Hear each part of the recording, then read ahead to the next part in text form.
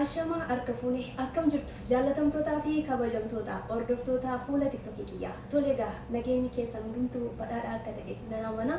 Egaa kanaan dura konkolaachisaa otuun jiru viidiyoo waraabee isiniif gadhiiseen ture. Egaa isa gubbaarratti isinis immoo yaadota garaagaraa naa kaasuudhaan yaada keessan na biraan ga'aatii turtanii anis immoo yaadota keessan koomenttiidhaanis ta'ee karaa keessaatiin ilaalee dubbisaatii xiinxalaatii tureera. Har'a immoo gaaf maalan xiinxalee maalan immoo bu'aasaa maal fakkaataa isa jedhu deebii wal qabatu isinii qabadhee dhufee jira jechuudha. Egaa akkuma beekamu konkolaachisummaan maalidha? Konkolaachisummaa jechuun maalinni konkolaachisaan tokko maal gochuu qaba? Ulaagaa akkamii keessa darbee konkolaachisaa ta'uu danda'a yookiin konkolaachistuu ta'uu dandeessi isa jedhu wal wajjin ilaalla.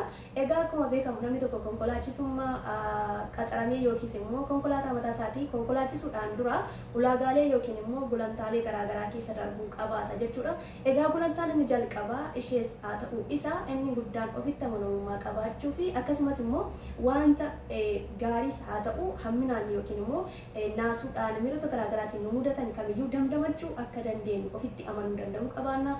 Akkasumas immoo sammuun keenya bilisa ta'uu qabaachuu qaba jechuudha. Firii ta'uu qaba jechuudha. Maaliif jennaani sammuun keenya firii yoo ta'e hojii kana akkaan yookiis immoo haalaan hojjechuu dandeenya. Sammuun keenya immoo firii miti ta'uun irra jiraate taanaan immoo yookiis immoo sammuun keenya dhiphina garaagaraa haarii garaagaraa fi akkasumas immoo yaadota garaagaraatiin waxxaramaadha yoo ta'ate sammuu keenya kanaan dalagnee hojii hojjechuu hin dandeenyu jechuudha. Sababii isaa konkolaachisummaan balaa xiqqaa kan sababa xiqqaadhaan balaa guddaa geessisuu kan dandeenyudha waan ta'eedhaaf of eeggannoo guddaa sammuu keenyaaf kennuu danda'u qabaanna. Akkasumas immoo maal goonaa jirra, maal hojjechaa jirra, eessatti oofaa jirra, eessa ga'uuf immoo oofaa jirra kan jedhu sammuu keenya keessatti kireetii gochuu danda'uudha qabaanna jechuudha.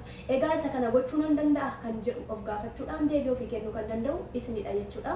Akkasumas immoo otuu gara mana barumsaa konkolaachisummaa dhaqiin dura wantoota isin gochuu qabdan isinitti himuu barbaada. Inni jalqabaan isin gochuudha barbaaddan haala iddoo jirtanii ilaallachuudha jechuudha. Fakkeenyaaf madaamiidhuma yuutuu hin eeyyamsiisin dura maaltu isin gochuu qabdan iddoo isin jirtanii fi manni barumsaa sun hagam walirraa fagaata. Konkolaataan haa ta'u walirraa fagaatu ilaaluu danda'uudha qabaattu jechuudha. Erga isa ilaallattanii booddee iddoo isin jirtanii fi iddoon manni barumsaa sanaa baay'ee fageenya hin qabu yoo ta'e kan isin madaamii wajjin walii galuu dandeessan. Akkasumas utuu madaamii faana waliin galiin inni lammataa isin gochuudhaaf qabdanii afaan arabiffaa nuti mana keessatti fayyadamnu mana barumsaa keessatti hin fayyadaman. Gaafa isiniin jedhu afaan arabiffaa lamatu jira jechuu kootu hin taane afaan nuti mana keessatti fayyadamnu afaanwwan sassalphoo fi akkasumas immoo kallattii sassalphoodhaan nu galanidha jechuudha. Afaawwan nuti immoo mana barumsaatti ittiin barannu afaawwan jajjaboo fi akkasumas kallattii jabeetaatiin kan namaaf galuu hin dandeenyedha jechuudha. Jalqabarraa diraamaawwan afaan arabiffaatiin hojjetaman ilaaluu danda'uudha qabna. Sababni isaa diraamaawwan yookiis fiilmiiwwan garaagaraa afaan arabiffaatti hiikamanii fi akkasuma afaan arabiffaatiin hojjetaman intarnaashinaal jedhamee kan hojjetamudha.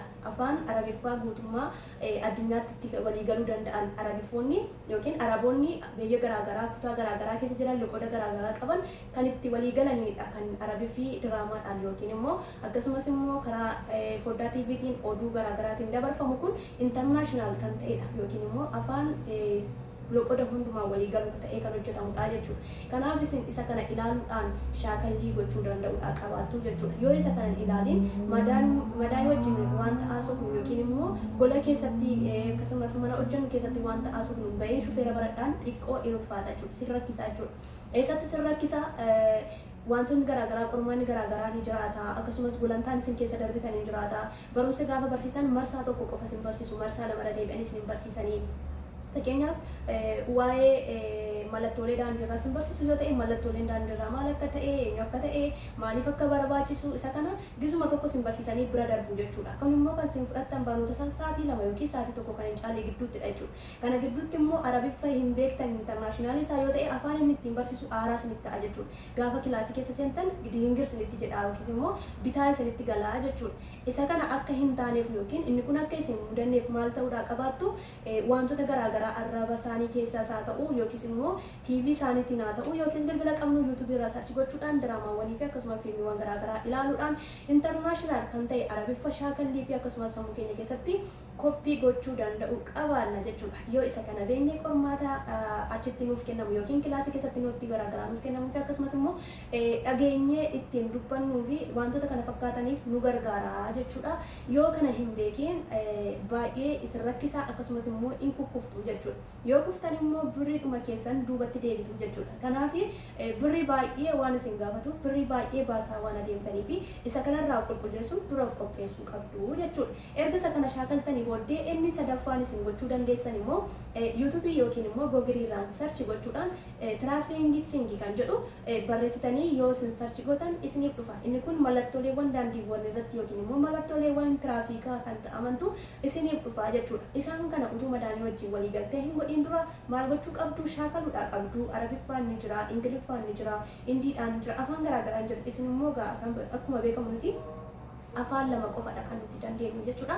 Afaan Arabiffaa fi afaan Ingiliffaati jechuudha. Isaan kana keessaa kan dandeenyu filatee kan ittiin hojiitti hiiku nudha jechuudha. Kanaaf egaa isinis isa kana sarchi gochuudhaan afaan isinii galuun hordofuu danda'uu qabaattu. Mallattooleewwan kana qophii gootanii sammuu keessan keessatti fixuudhaa qabaattu jechuudha. Yoo isa kana fixxan gaafa dhattanii kilaasii galtanii fi akkasumas immoo qormaanni gaafa isiniif kennamu hin danqamtanii jechuudha. Karaa salphaatiin yeroo salphaa keessatti xumurattanii laasensii keessan harkatti qabachuu yookiin manjaa keessan harkatti qabachuu hin dandeessu jechuudha.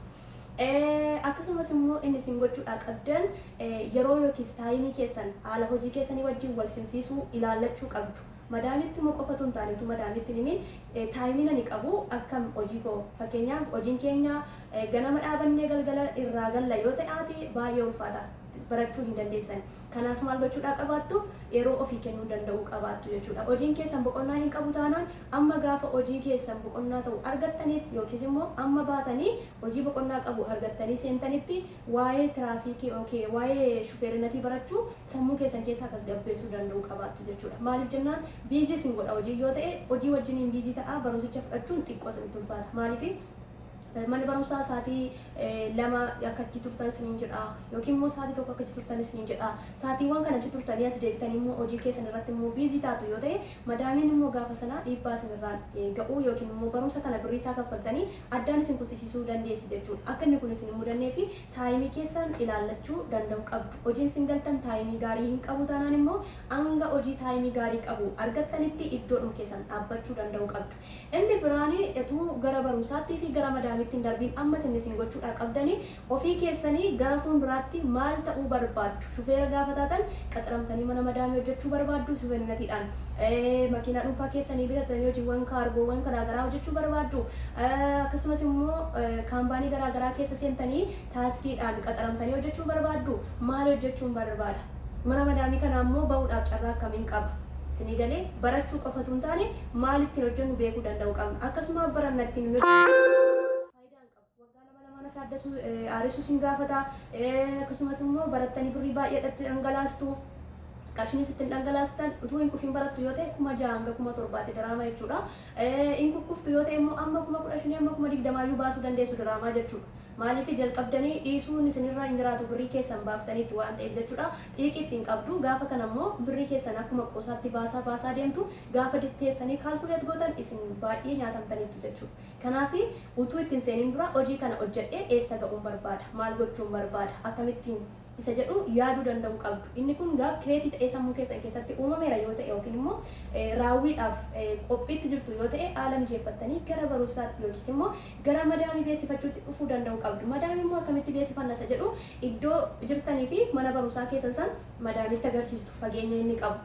Akkasumas immoo taayimii hojii keessanii hojii kana sa'aatii akkasitti yoo siif xumure taayimii kanaaf kana gidduu jiru immoo sa'aatii boqonnaa kiyyaa waan ta'eef sa'aatii boqonnaa kiyyaa kanatti deemee barachuun barbaada. Akkasumas immoo ani gara fuulduraatti hojii akkasii hojjechuu waan barbaaduu fi hojii akkasii gara fuulduraatti mana keetii yoon ba'e hojjechuu waan barbaaduuf kana shaakaluuf amma immoo taayimii argadhe itti fayyadamuun barbaada.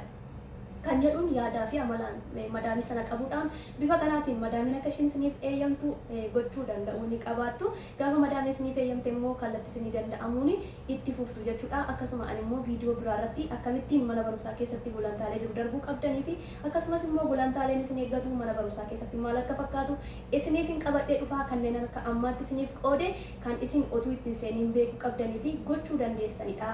Galatooma.